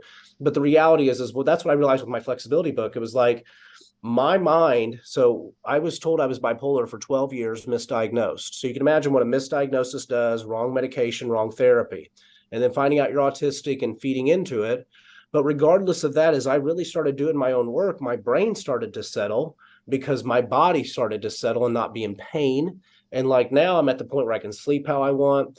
I mean, the fact that I can sit here without being in pain and it's been an hour and 15 minutes, is wild to me. So it's like I got my body out of pain. And as it's balancing, the more my body balances, the more focus. And then you think, okay, my brain's an antenna and this is all magnetic. And there's gosh, I wish I had it with me. There's some doctors that showed how the body was all magnetic. It's like, for example, when you do a bicep curl, the reason it fails is it incurs so much negative charge that it fails. It overheats. Okay, that's a simple way to think of it. So it's just magnetism, right? And so you start thinking about it with your mind. It's like this antenna and this frequency is all messed up because this body's messed up. This is why I say it's not that sitting's the new smoking. Sitting is the fetal. Now watch this symbolically. Sitting is the fetal position, and now we have everybody acting like babies when they talk to each other.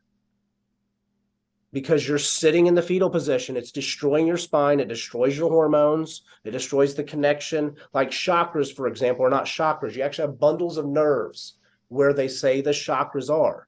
So you could say it's the chakras, or you could say they're bundles of nerves. So as that sperm that you once were is all binding up, and the chakras, or the bundles of nerves that control what the chakras are, basically symbolically telling you, it's the same, still the same thing, but let's not think of it, let's think of it mathematically or just scientifically. You can see now how this thing is a giant fucking antenna. So no wonder people's minds are just, people are depressed and sad and everybody's fighting with each other. Because now I see it more too. And you guys, if you have kids, I know Eric, you do, you see it with the kids. The way, like I told people recently, when Jesus told them back 2,000 years ago, the Sadducees and stuff and the Pharisees, he said, you have to be reborn. And what did they say to him? Well, how do we get back in our moms and be reborn? Think about how silly that sounds. But that's what, if I told my son, who's almost 8, Elijah, you got to be reborn, that's something he would say because he's a child. He would be like, well, how do I get back in my mom, Dad? And then he would do his, like, their dumb laugh that they do. So let's think about where Jesus came at a time when they were in balance. This is why he talked in parable, to expand the mind and knowledge and stuff like that. But again, back to the seating thing, it's like we're all sitting, and that's why we call it the fetal position, the path of least resistance. People are sitting in this position like a baby sits, and now everybody's talking like babies and nobody can get along.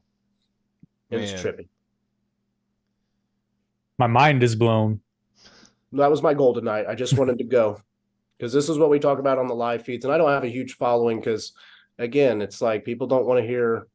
One, I'm teaching most of the time. I mean, if I got on TikTok here and danced and, did pec popping all night, You I just do know. a peg popping NPC bit, you'll get If oh my billions. gosh, oh my god, this is where Well, you know I haven't sold out yet because I could easily do these things for gifts. I could be like, I'm gone, guys. I just do this. well, I was gonna say, for every 9 educational videos, you do one peck popping video. Right? So you get them in the door with the peg popping video. It's like, and Well, today we're going to talk about mobility. and Right? unfortunately, that's like, with how Kyler, you were talking, everybody's pretty much babies today.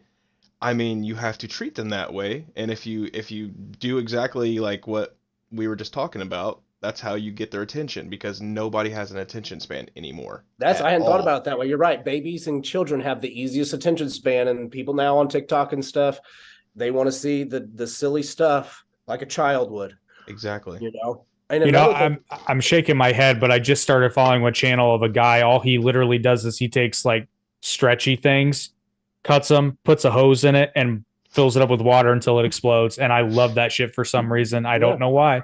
Well, It's working. You it's need like to I tell stand up people, right now, Jake. and I I'm try to teach people too, like, even though, like, imagine this, even though I'm teaching all this stuff, and this is what we do to people, we say, well, it's like when Dr. Peterson says, what does it mean to believe in God? Because what does it mean to believe fully as a human in what you, or to act based on what you believe? So even though I teach balance, people have seen me on my TikToks at the gym yell at people and get upset. Like, I don't always live in balance. You know what I mean? And so I try to tell people, this is why the work is so important for us to find balance, because you're still human and people are still going to do stuff to you that are going to get you out of balance. And you just want to get to a point where maybe you can control it better than you used to. And maybe you'll get to the point where you can really control your anger or control your sex addiction or control whatever it is. You know what I mean? So, and to be something funny too. So the fascia also is interconnected with a man's area. So that's another thing. Like, I could give up all this work and teach you guys how you can increase the girth, the control it better, and the length, because I've done it to mine, and I could make a lot of money off of that and walk away because people would love that. I could do like an OnlyFans. I could show people how I do it, and how it's completely changed my region down there, and I could make millions of dollars off of something stupid. So Kyler, I'm really not trying to make money off you.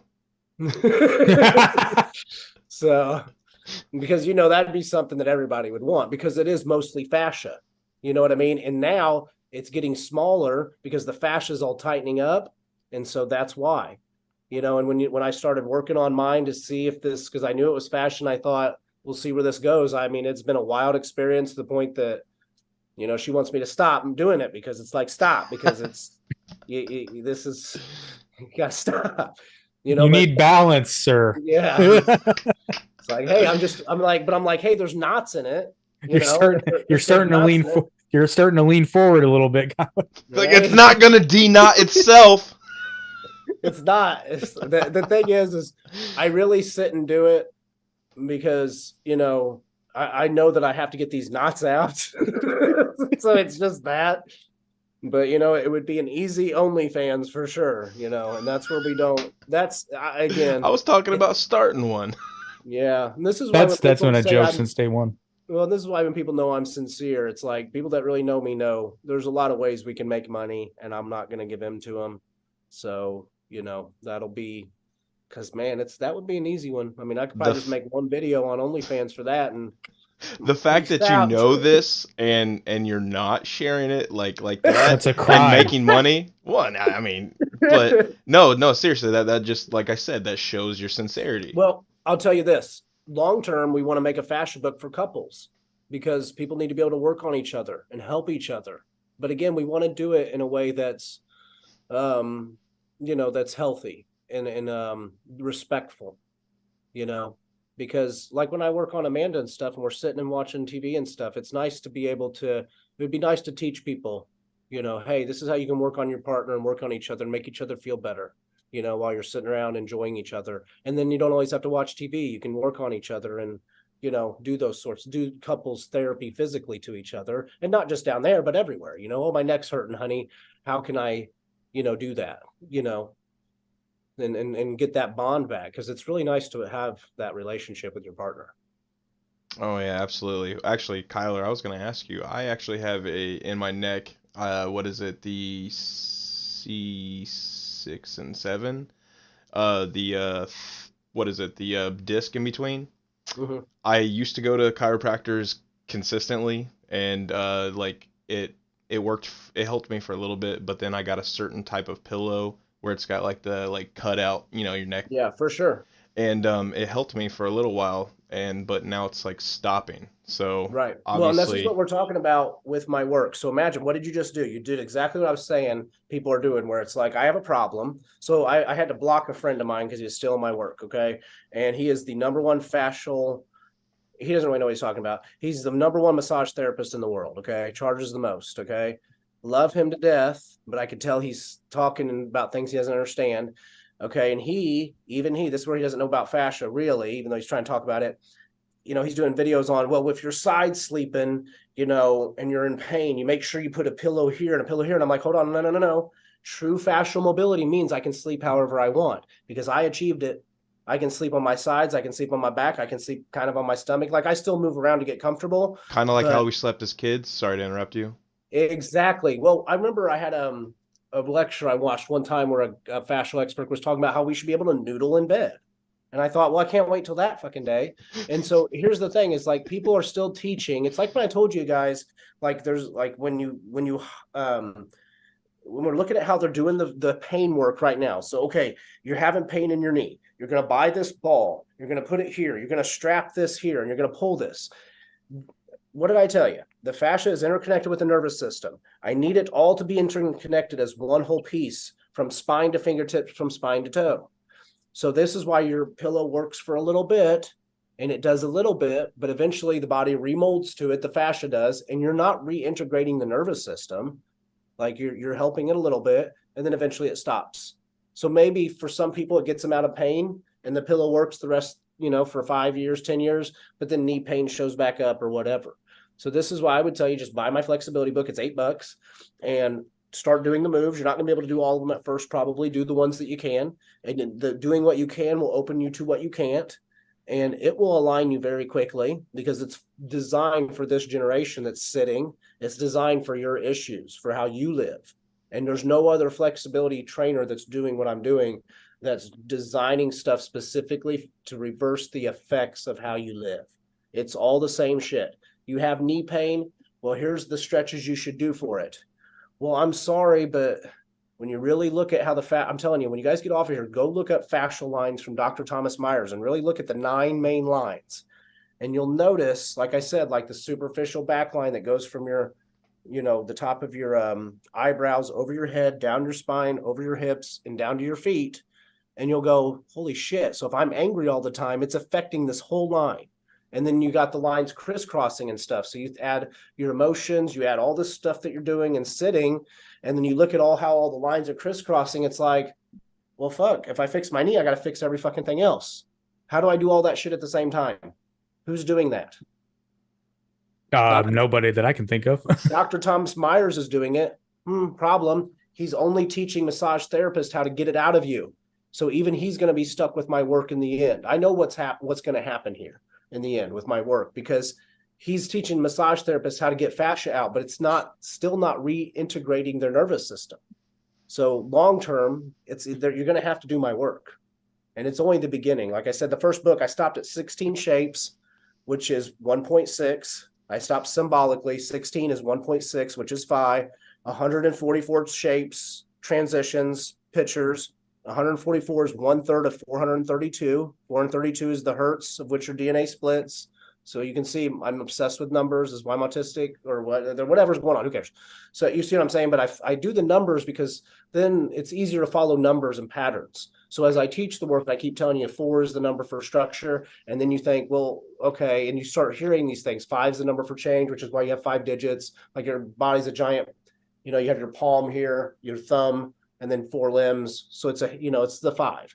So you start repeating this stuff because it also follows the mathematics. If you understand like 3, 6, 9 and stuff, all these numbers, they just repeat each other. So it's a lot easier to teach this stuff and then make it more scientific than make this a religion, because I could have named it something else and you could see where I could take this and really make this into some weird stuff. Dude, you should be teaching a class. Yeah, well, Like we'll get there. That's why we got to get the work done. Like I'm just trying to get the books done so that next year I can start opening the first gyms. Because once the gyms open and this is all going to change, then everybody's going to want this. Because we're going to, like I say, we sign up 1,000 people at the gyms over say 2 years, and I fix 900 and say, 90 of them, 99 point. I fix Pareto distribution of how many I expect. It's going to be hard for people not to want this. And we're not talking about just fixing people out of pain and getting obesity down. We're talking about people being addicted to being healthy in a good way, that they're just like, I can't not do this every day. Like I can't not go into the gym and do 45 minutes of flexibility work because I feel so damn good. And I hate to fucking stretch. You can tell with my personality, I'm a very hyper fucking person. So to sit on a wall and do a wall stretch, I only do it because if I don't, I feel like shit. And because it really works. So, and now that people are buying the book and they're doing it and stuff, the feedback is the same. I got it. I'm feeling that it's taking place and I need to do it. And if I don't do it, I feel like crap. And that's not usually the case. Usually it's like, oh, I enjoyed yoga. I felt a little better.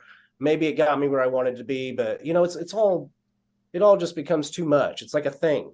Let's not make it a thing. This is basic mathematics. And if the aliens are coming or whoever the fuck is coming, this is what they're going to tell you to do for your body. Take care of it. Absolutely. Yeah. Sorry, I was buying the book. Awesome. I appreciate it, man. and it works rapidly. And here's the great thing with the book. My work number's on there. There's email. So, and I tell people, this is where people, like you're talking about me being sincere. You can text me, you can email me. I should be charging a lot of money for people that I'm telling you, they bought the book and they're texting me and calling, and stuff. And I'm just giving my time, because I will give my time now while I can, because I know that once we get everything going, I'm going to duplicate myself to other people, but I'm going to be gone. It's going to take over. And I had like one client of mine, he bought the book, and I don't know if he's still watching on live. He said, Kyler, you can tell me if I'm wrong, but can I do these moves in it? And I said, you're doing exactly what I always said, which is you guys are going to get what I'm saying. As soon as you start buying the book and you start getting it, you're not going to need me. Imagine how many people create a fucking product where you don't need them anymore. Usually it's you create a product, more product, buy. I'm like, look, I'm going to get like 3 books done for you that are like $16 a piece at the end of the day. And you'll never need anything again, technically, unless you just want to come to the gyms. Like, I don't care for your money, because if I help 8 billion people, I'm going to make more money than all of you. Kind of like especially if I get this into the schools and I get this into the militaries and we get the insurance companies paying for this shit. I have my checkmate. My checkmate is not making as much money off of Eric as I can. My checkmate is heal you as cheap as possible. Dude, with what you just said about the insurance companies, if you actually, I would say if it becomes, the majority of the United States population becomes fit, whatnot, and like if you get fit, like your health is great and you don't get as sick as often, so heart disease goes down, cancer and all that fun stuff, which processed foods, we could talk about that stuff all day, but basically what I was getting at is I just had a complete and total brain fart. Yeah, I don't know. No, with the insurance companies, think of it this way: fitness isn't a fad. Go ahead. No, okay. So I was basically going off Cure, and so you would save the insurance companies a lot of money if they just pay for it now in the long run, because they in turn would not have to fork out all that money to pay for treatments for sick people. And I've worked with owners that wanted to do this and they didn't know how. And I know who they are, and they're working in healthcare companies, but they don't know. Again, somebody had to figure out what I figured out, I guess. I don't know why I got to figure it out. I just did. But, fitness ain't a fad. And like I tell everybody, even if you wanted to be the worst possible person to your health, right? Knowing, like, let's say injectable things into your body, and you wanted to do that to yourself, doing my work will allow you to do it longer and have more fun doing it. That's the reality of the situation. So that's how people have to look at their health, is that it's not a fad. It's not something, because that's what they've made it. And some people that we're talking about where, if you work out too much, this is what kind of person you are. What the fuck are we talking about? Everybody has an electromagnetic meat vessel and needs to fucking take care of it. And whatever horrible or good person you're trying to be will be optimized by taking care of that thing. We have So let's flesh do that mech as a armor. base. Like we just need to all agree as a base that that's an ideal, but we've gotten away from so much. So maybe, I don't know, we'll see what happens kind of thing. We need a revolution. So we're working on it. You're not wrong. It's a tough one. We're at a point in time where this is a hard road now.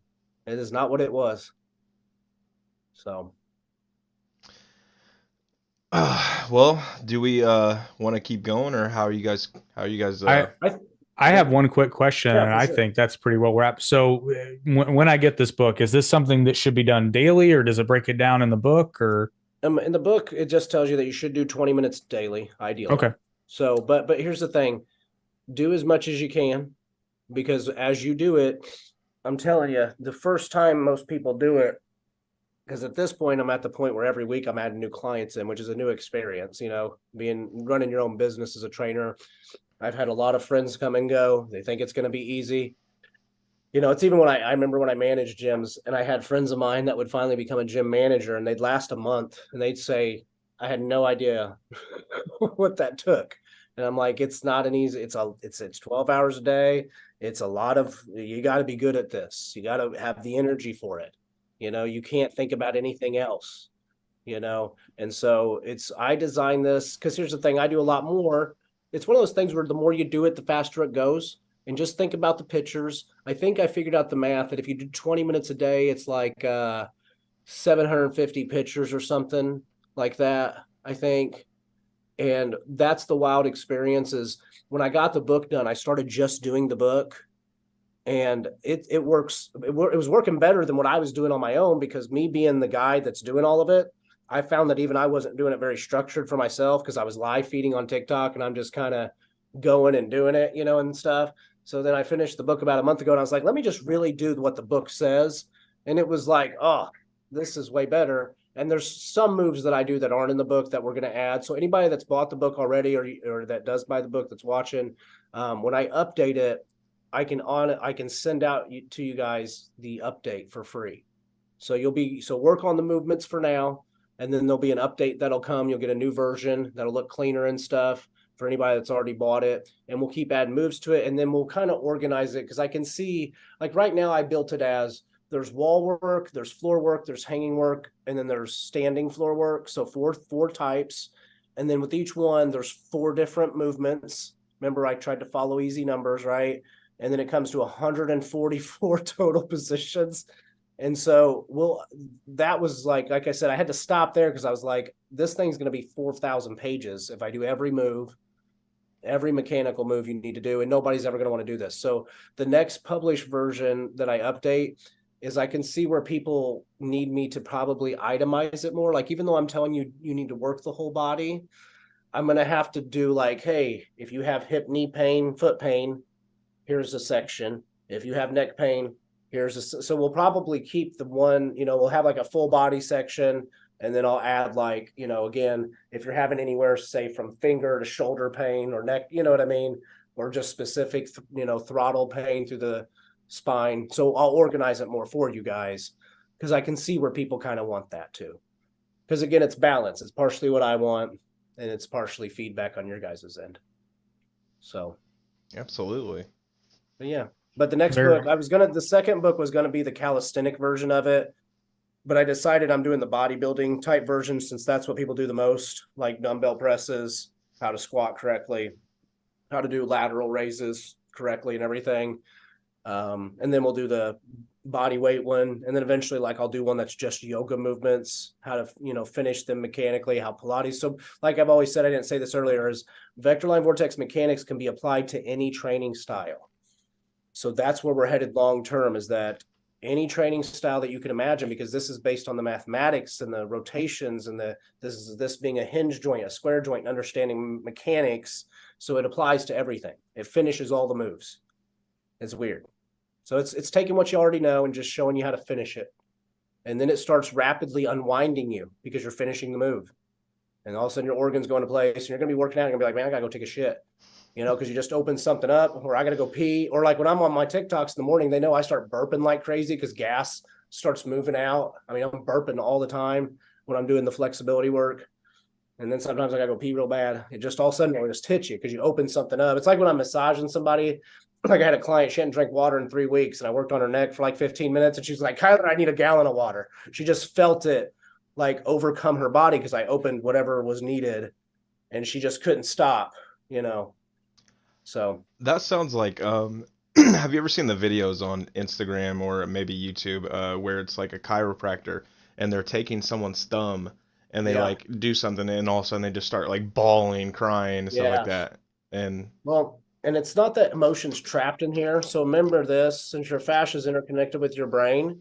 So if I was to punch you in the chest here so hard, like a car punch, you know, what happens is your memory neurons are attached to the brain, obviously, in the fascia. So when this knot is connected to a memory neuron, it's not that there's emotion. Like they try to say that emotions are trapped in, like you trap emotions in hips. You can't trap an emotion in a hip. It's a memory neuron situation, short and term, long memories that are trapped in the fascia. So when the fascia, this is where we're proving that your emotions affect your posture.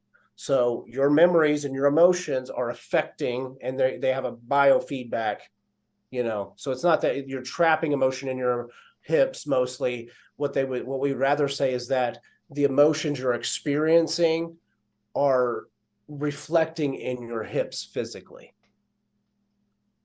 And so, yes, when I work on people with tissue work, sometimes I work on a spot and they're like, you know, and they're having memories come back of a car wreck. You know what I'm saying? It's because you're triggering, because obviously you're not holding a memory in the muscle. That isn't even, there's nothing there. There's no memory neurons to hold. I get you. So we're just balancing all of it. Because again, it wouldn't make sense that everything would be held there. That wouldn't be balanced. So it's both, there's, you know, because emotion's not real in the sense of, you know, your consciousness. It is from pulling, it's the dark world, which is potential. This is where we get into this dark world and you live in light, you know, and dark is all colors. So it's all potential. This is why the darkness has to be controlled, because it's not evil. It's that when you take paint and you put all the colors together, you get black. So black is every color, which is all potential. This is what magnetism is doing, is it's pulling from the spirit world or the dark world, and it pulls it, the light pulls it, you know, or it pulls through, and then it produces light, and then depending on the proton neutron creates mass. But potential is on the other side, you know, and this is where we got to retrain our, and it's just balance. So your emotions are pulling from potential. We're all a bunch of little Yahwehs running around, and we're all versions of what he could have been. And he decided, obviously, to be what his son was. And this is why none of us can do this, in a sense. That's another talk for another day. So, No worries, no worries. so I appreciate you guys. Oh, no worries. Yeah, thank you very much for coming on. I was already prepared to just let you speak a bunch because I just wanted to hear what you had to say. So yeah, I was gonna say this was very enjoyable. Well, and it's different. I'm sure you've read my Facebook post, so it's different writing stuff here and there, you know, and actually hearing it. And then, not, you know, on TikTok, we talk about this a lot. And it's interesting because when I talk about my work, you know, when I talk about the balance stuff, that's when we usually, like if I was engaging them right now, the balance stuff is what gets me the most viewers and stuff. So I know people don't really care about their bodies that much, you know, but that's what I know the most, and that's what I'm gonna teach. And then we'll get to the other stuff later. So Absolutely. Oh, well, Very good. Yeah, we're all tired. yeah. no, Well, yeah, I appreciate go you, ahead. Jake and Eric. It's nice meeting you, Jake. Yeah, nice to meet you too. Very, very cool. Well, I guess I'll lead us out real quick and then everybody will have a good night. Thank you for enjoying this episode of the Average Intelligence Podcast. Hopefully you're a little bit less average, a little bit more intelligent, but we apologize in advance for letting you down. Not Kyler, though. This is probably one of the rarer episodes where you actually got something out of it. Appreciate it. But as always, please like, share, and subscribe. Tell your friends, tell your mom, tell your enemies, tell your girlfriend, boyfriend, whoever. Just tell them. Watch the show. And if you prefer to listen to the podcast rather than watch it, you can check us out on pretty much all audio streaming platforms, including but not limited to Spotify, Apple Podcasts, Google Podcasts, iHeartRadio, Amazon, YouTube Music, Podcast Addict, Audacity. If they play podcasts, we're probably on it. So All right. we'll see you guys next week. I am Awesome. going to Thank kill